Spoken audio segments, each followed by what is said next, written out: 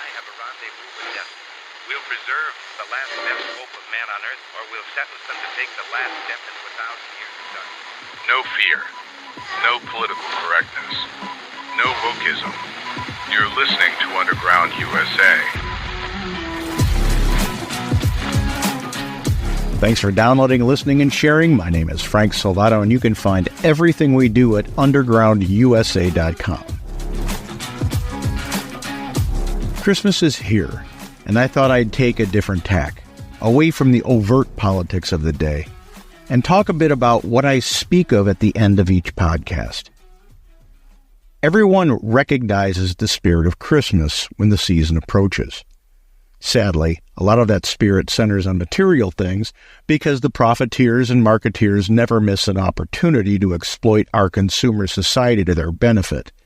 I'm not saying that they're bad people for it, but it would be nice if it weren't so slam it in your face and shove it down your throat 24/7, 365. No, the Christmas spirit I'm talking about is the peace on earth, goodwill toward men spirit, the spirit of brotherhood and sisterhood. I don't like to play those woke word games, so you know what I mean. If you're offended by that sort of thing, well, I don't think you listen regularly anyway. At the end of each podcast, I always ask people to talk about politics, religion, and current events with their family, friends, and colleagues. My point in doing so is that when we have these conversations, we start to realize that we all have a lot more in common than we do in difference. It helps us, all of us, realize we're not in this thing called life alone, that we're part of a brotherhood, the brotherhood of man. Now, I'm not naive enough not to see that there are some nefarious people in the world. There are.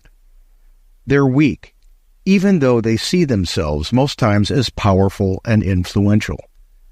These outliers, sadly, we won't be able to reach with any message of brotherhood in the time we have on this earth. These are the people we must keep in check every day so that their egos and greed don't damage our lives any further than they already have. But those outliers are the exception, not the rule. The common rule, the commonality of natural law is the brotherhood of man. The brotherhood of man is a powerful thing, even emerging during times of war and revolution. During the American Revolution, the faithful gathered in their churches regularly and heard messages of unity and brotherhood from their priests and preachers. These messages fostered unity among the diversity of the colonists who, through that message, achieved e pluribus unum, out of many, one. These messages promoted a shared identity and common purpose, emphasizing the idea that all of the colonists were part of a greater American family, fighting for liberty and freedom from the tyranny of King George.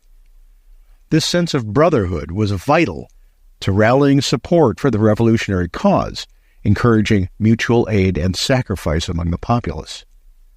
This message, this brotherhood of man message of unity, was instrumental in mobilizing both soldiers and civilians, reinforcing the shared resolve needed to endure the hardships of war and to envision a new nation built on the principles of equality, freedom, liberty, and fraternity.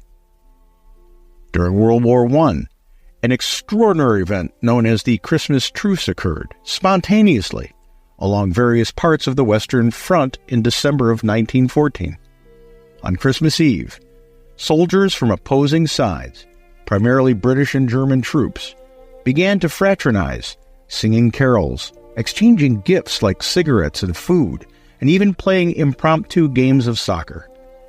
This unofficial ceasefire saw men emerging from their trenches, their foxholes, to meet in no man's land, sharing moments of peace and humanity amidst the horrors of war.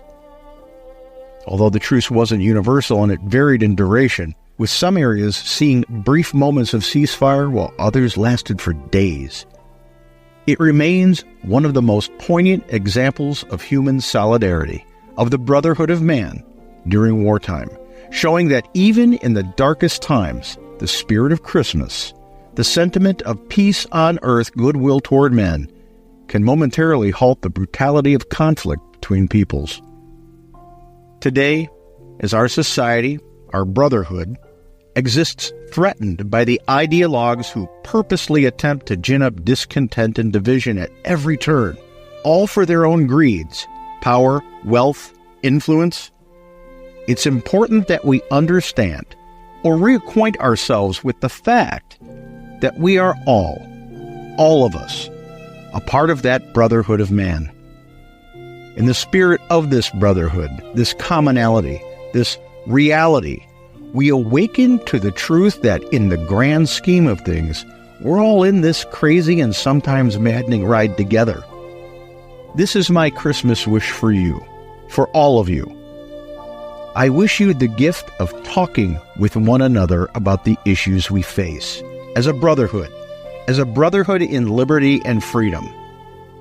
I wish that we all talk about the things we've been told never to talk about in public, so that we can arrive at the realization of that brotherhood.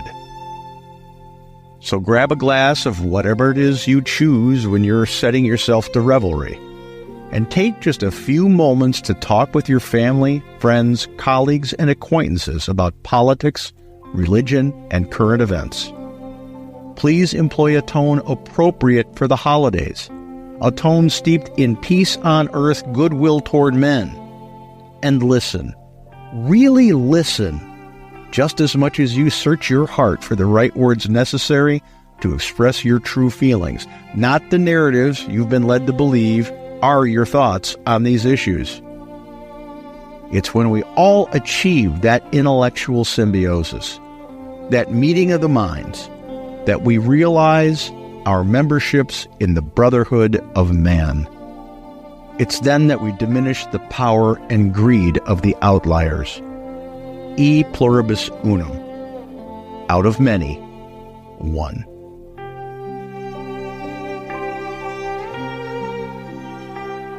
When we come back, our segment on America's Third Watch, broadcast nationally from our flagship station, WGUL, AM 860 and FM 93.7 in Tampa, Florida.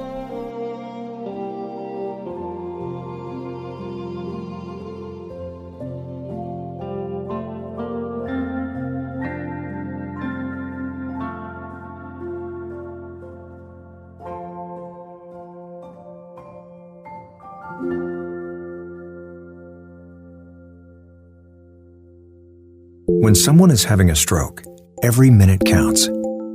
Just as putting out a fire quickly can stop it from spreading, treating a stroke quickly can reduce damage to the brain.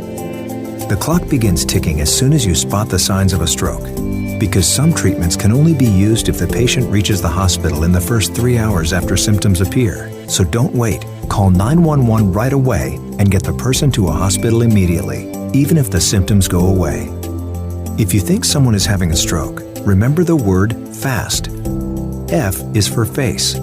Ask the person to smile and check whether one side of their face is drooping. A is for arms.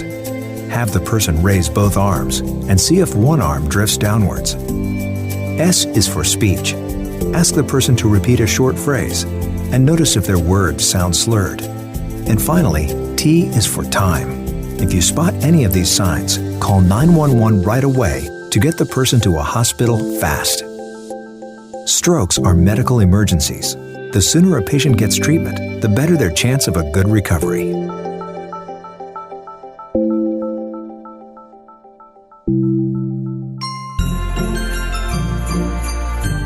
News, insight, passion. AM 930, The Answer.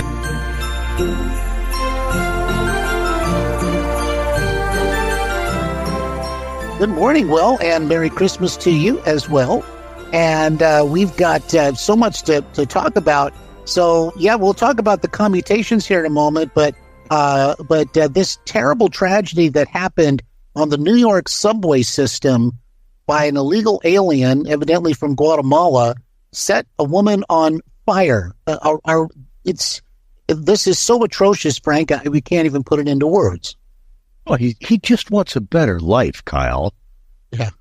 You know, that's what we're told, that there are no criminals coming over the the border, that there aren't any threats to the people of the United States coming over the southern border. They're just families that want a better life. Are we done with that narrative yet? Golly, I sure hope so. I mean, this is so egregious, and evidently he was sitting on the bench watching this happen, and this is, again, we can't even get our minds around how heinous this truly is. We need, and I'm not saying that everybody coming over the border is a criminal or has criminal intent or is a horrible human being, but to paint with the broad brush that the very far left does in saying that all they want is a better life. We've been getting hammered with that narrative ever since the Biden administration came into office, and it began back with Clinton and Obama too. They were doing it for political reasons. I get it. They were trying to create a different voting demographic because they were losing the people they'd been lying to for years and years and years. So they had to create a new voting demographic. We get it. We don't like it. We think it's underhanded. We think it stinks. But we get it. But at least be honest about what you're trying to do. When you don't have a vetting process, at least a cursory vetting process, where you say, hey, you know, if we can track the faces of the people who were on the ground at January 6th, we should be able to see, oh my, look, they just let 10,000 people out of a Guatemalan prison. They're all gang members. Mm-hmm. Maybe we shouldn't let them in. You know, that's what a border security policy is supposed to do. It's not supposed to take the law enforcement on the border and have them setting up tents and soup kitchens. Right, and directing them to processing.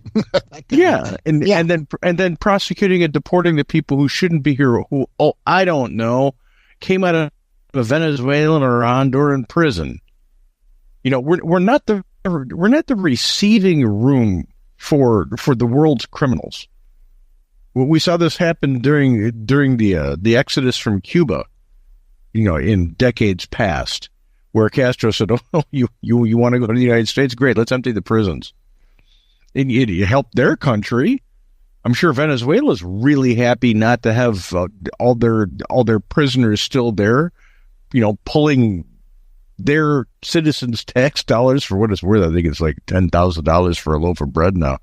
Yeah. You know, but their burden they just shifted to us. Oh, they're opening the borders. Awesome. Let's just now, Mike. It's like getting a raise for the government in all these countries because they don't have to take care of these people anymore. Right. Exactly. But you know, again, this has to do with the ideology that the left has. They know that it's completely destabilizing to have criminals of this magnitude coming into our midst. You know, they count on it, I think, don't they, Frank? Well, more programs means bigger government. They're for bigger government. The far left and the uniparty and the deep state are for bigger government because it gives them more power and purview. That's why people who understand the Constitution and Americanism understand individualism. And we don't want a bigger footprint from the government in our lives. We want government to pretty much leave us alone. Mm-hmm. You know, we get that we have to pay taxes for the things that are constitutional, but we don't like paying taxes for, well, you know, we've decided to open the borders, create a new voting demographic, and you're going to pay for it. We don't like that. Right. You know, we don't like that. When getting an Obamacare exchange still costs somebody $200, $300, $400 a month, and people coming over the border are getting free health care. What the hell is that? Exactly. You know, we're gonna pay them $10,000 to move here. If we could just get the illegal aliens to move here, we're gonna give them a couple $10,000 and low cost loans for their houses. We don't like that. And that's the way we vote. That's why we voted the way we voted in November.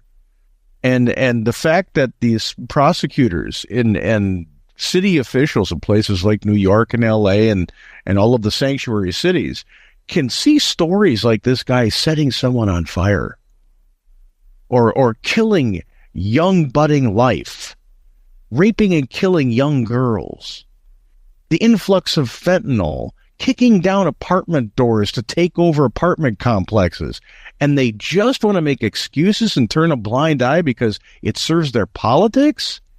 This is why you don't vote for people like that. 37 of the 40 people on federal death row right now are getting their sentences commuted to life in prison from courtesy of Joe Biden.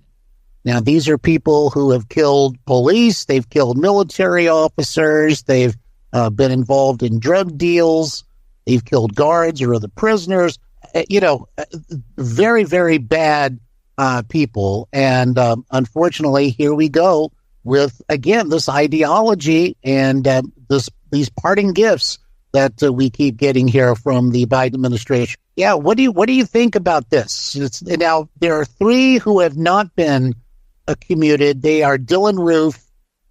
They've also got the Boston Marathon bomber and also Robert Bowers, who opened fire at the Tree of Life Synagogue in 2018. But the 37 others, they're not going to face the death penalty again, ever. Yeah. We have to understand that right now Joe Biden's sitting behind the Resolute desk when he's there, and he's signing what they're telling him to sign that they're putting in front of him. So these are the activists that have been surrounding him that constitute Obama 2.0. Mm-hmm. And they don't believe in the death penalty. So they're going to do this. This should have been expected. I don't know about the scale of it, but it should have been expected that they were going to commute some sentences, especially of people who were controversial. I'm kind of surprised that there isn't a preemptive pardon for the 2 people who tried to shoot, for the one person who tried to kill Donald Trump who's still alive. Yeah. No, I hear you. Yeah. I mean, we're getting to that level of ridiculousness with his pardons. And I think the Hunter one came as early as it did, so we wouldn't look any deeper into his pardons and his commutations. And it's important to understand that a commutation is not a pardon.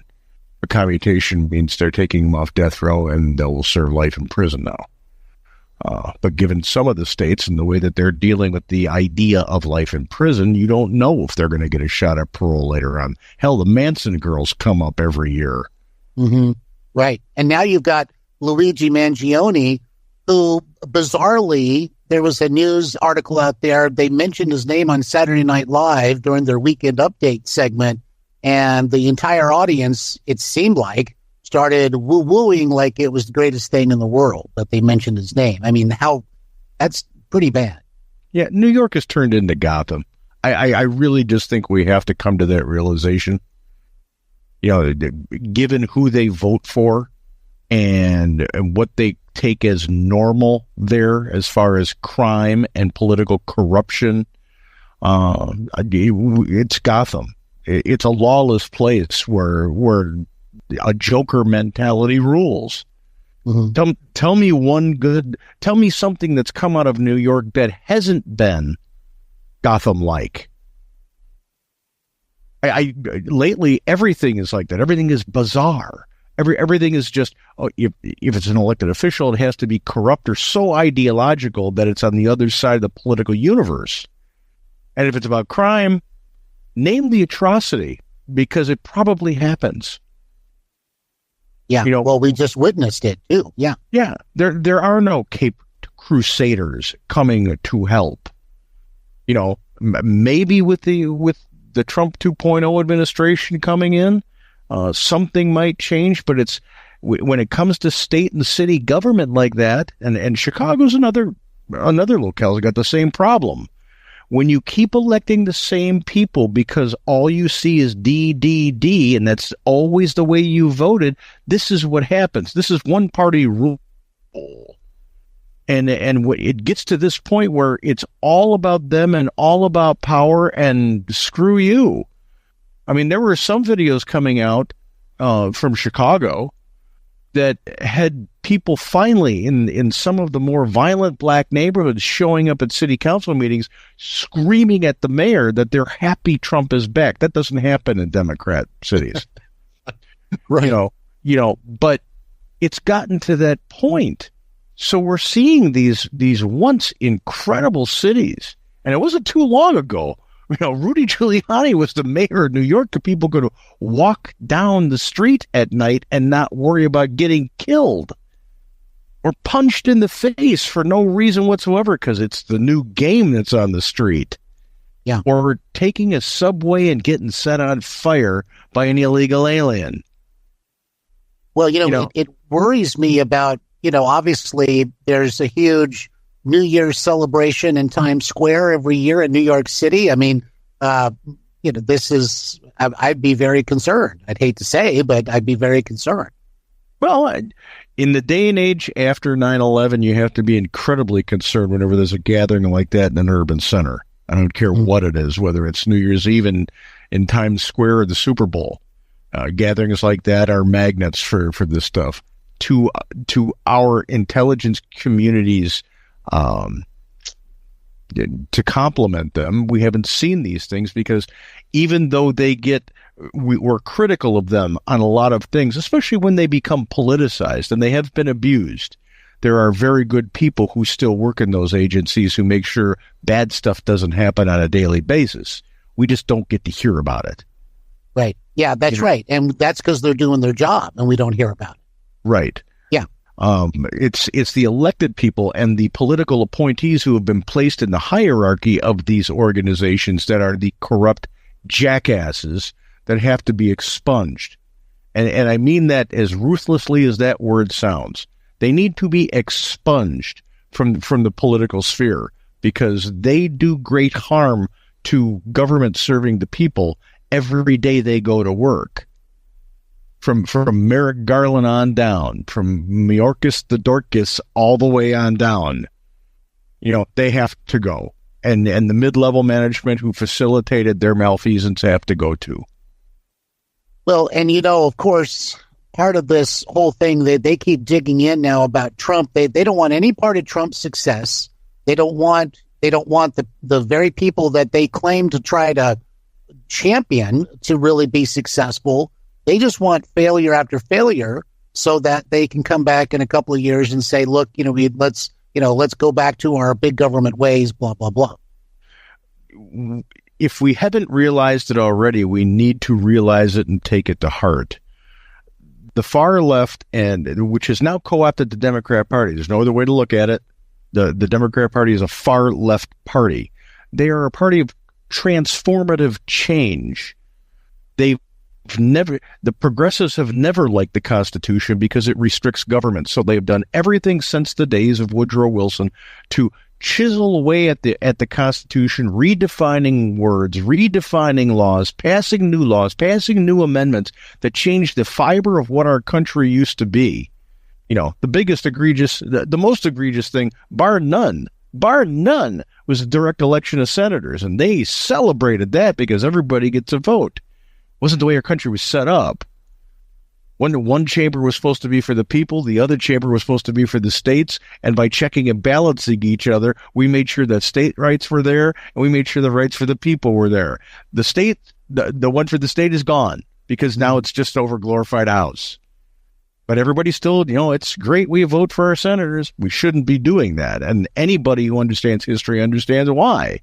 But the Democrat Party, who celebrates this, the Progressive Democrat Party, far left Progressive Democrat Party, wants this thing to change completely. They want the Constitution to be a set of suggestions.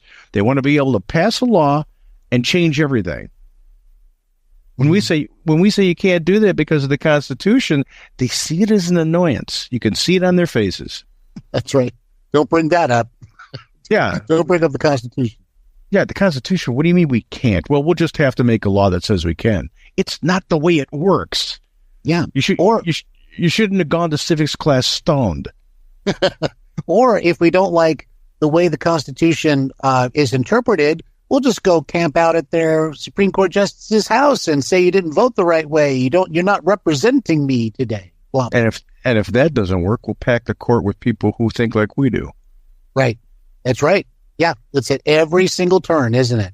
It's insidious is really what it is. It's diabolic. It's diabolical. Yes. Yeah, you're exactly right. Well, just right before we went on the air, I mentioned to you about the Panama Canal thing. And so what do you think? Donald Trump was talking about the Panama Canal. Someone says, take it back. He says, well, maybe. What do you think? I don't. It was stupid to give it away in the first place. Yep. It was just a stupid thing to do with no foresight for what the future might bring internationally. Given another global conflict where the conflict was triangulated like it could be today, just a stupid thing to give it away. So if there is a way that we can actually take it back, we should. There's a misconception that China owns it. It doesn't. It's run by a port authority down there in Panama. But Chinese infrastructure development exists thick on both sides of the canal. Mm-hmm. Do you think that's a coincidence? It's a choke point for military vessels going from the Pacific to the Atlantic through the Gulf. So, I mean, why wouldn't we want it back? If we are the land of the free and the home of the brave, and we're supposed to be the keepers of freedom and benevolence in the world. They keep telling us we have to give everything to everyone else, so I guess we are the keepers of benevolence as well. Mm-hmm. Then being fair and operating the canal in a fair way where you wouldn't discriminate against people is better than giving it to a communist country or a Marxist country that could say, in a conflict, we're not going to let your vessels go through here. Oh, and by the way, if you're putting one of your nuclear carriers through here, what a great place to actually have an attack on it. Yeah, exactly. So, very vulnerable. Yeah. Yeah. So there's no question. If we have a chance to take it back, we should. And we should leverage the tariffs that Mr. Trump wants to put on people. Yeah. Put full force. Panama, the people of Panama, do you want to be prosperous and thrive? Would you like to have a partner in freedom? All right. We dug the thing. We put our money into it. That's an investment that we can have and will maintain it. And just to make sure, you can, hey, I'll even give you free passage for all your boats through the canal, Mr. and Mrs. Panama, whatever you want. But no, not we're in a world like we are today where the Chinese Navy has now bulked up to being one of the biggest, if not the biggest in the world. And when we're trying to play catch up, as we saw with the last continuing resolution I went through, we're just trying to catch up with submarines alone. Mm-hmm. Exactly. Yeah. So we can't. No. Yeah. If we get a chance to get the Panama back, we should take it back. Well, it seems to me kind of what this exemplifies to me, Frank, is that with President Trump, there's nothing that's off the table. And I don't mean that in some weird way, like, it's like being a berserker or something. He's not at all. But he can bring up these things or at least say, well, maybe so. No other president would ever say such a thing, I think. But Trump is much more, I think, and this is going to rankle some feathers, I think, on the left. But Trump is actually open to ideas like even out of left field, because he'll think about it for a second and say, well, could that work? Or how could we make something like work? How could that be beneficial to us? He doesn't just reject those things out of hand. I'm going to expand that beyond Trump. Did anybody think that the wall could come down? Right. It's going to be there forever. Yeah. Yeah. Growing up in the 60s and 70s, that was just a given. That was like the Great Wall of China. It was going to be there. The Soviet Union was going to be here forever, and that was the way it was going to go. We knew there was a revolution in China. We knew it was a threat. We didn't know it would get this bad, but nobody saw the wall coming down, and it came down. So Republicans tend to look at things that Democrats have allowed to come into place, saying that doesn't necessarily have to be. You can't. Democrats think when they pass something, or that's the way it is. Carter gave away the Panama Canal. That's it. That's the way it's going to be. Why can't we revisit that? Right. That's exactly right. In other words, Trump loves the art of the deal, right? He, and especially what works for America today. We're not talking about some kind of, massive takeover or something like that. But again, it's being able to say, well, wait a minute, we can make this worth everybody's while, just like you were just talking about for Mr. and Mrs. Panama, that kind of thing. When Democrat and here, for example, and the leftists, their hair goes up at the back of their neck when you talk about this. Obamacare, it's passed. We celebrate it. That's it. It's here. Can't go back on that. Can't get rid of that. Can't do anything about that. Obamacare, that's here. It's here. We've expanded it. It's staying. That's it. Mm-hmm. Why can't we revisit that? It's not working. It's not working, so why should we maintain it if it doesn't work? If you buy a car and it's constantly breaking down and you can't use it to drive anywhere, do you keep the car? No. You say, I got to get a new car, or I'm bringing this back and they got to fix it. Yeah, it's a limit. Why is government any different? Why should we just take it because it is? Why can't we make it malleable to our needs within the boundaries of what the Constitution says it must be? We can. But Democrats won't do that because they see things like Obamacare and giving away the Panama Canal as achievements. Yeah, and there's a politician class that's caught up in all of this too, and Trump's not part of that. His mentality isn't part of that.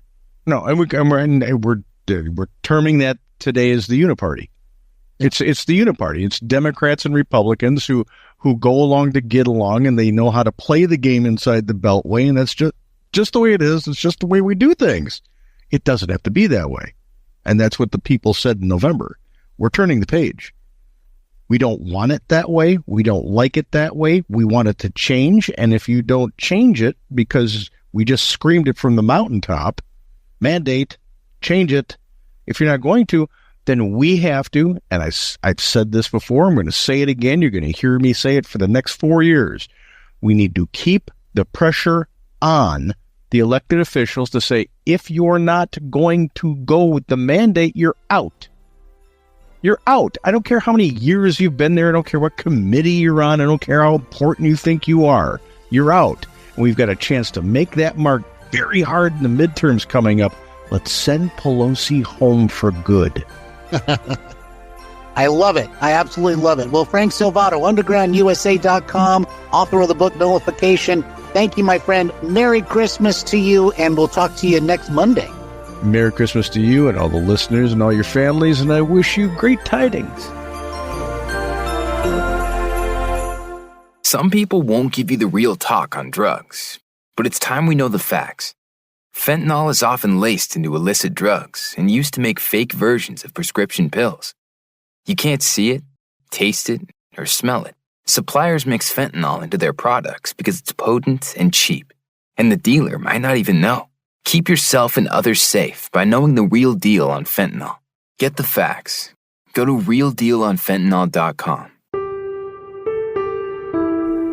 If you enjoyed the podcast, please head over to undergroundusa.com and sign up for our Substack. It comes directly into your email inbox, circumventing the censors and the fact checkers who are useless, as we know.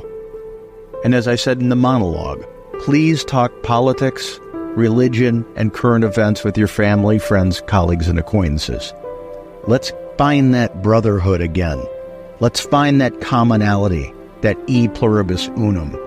Together we can fight back against those who want to divide us.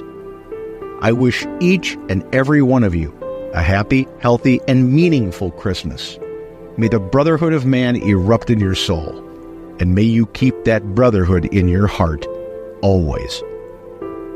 And as I do each year, I leave you with the meaning of Christmas as conveyed to us by Linus Van Pelt. Isn't there anyone who knows what Christmas is all about? Sure, Charlie Brown. I can tell you what Christmas is all about. Lights, please. And there were in the same country shepherds, abiding in the field, keeping watch over their flock by night. And lo, the angel of the Lord came upon them. And the glory of the Lord shone round about them. And they were sore afraid. And the angel said unto them, Fear not. For behold, I bring you tidings of great joy, which shall be to all people. For unto you is born this day in the city of David a Savior, which is Christ the Lord. And this shall be a sign unto you. Ye shall find the babe wrapped in swaddling clothes, lying in a manger. And suddenly there was with the angel a multitude of the heavenly host praising God, and saying, Glory to God in the highest, and on earth peace, goodwill toward men. That's what Christmas is all about, Charlie Brown.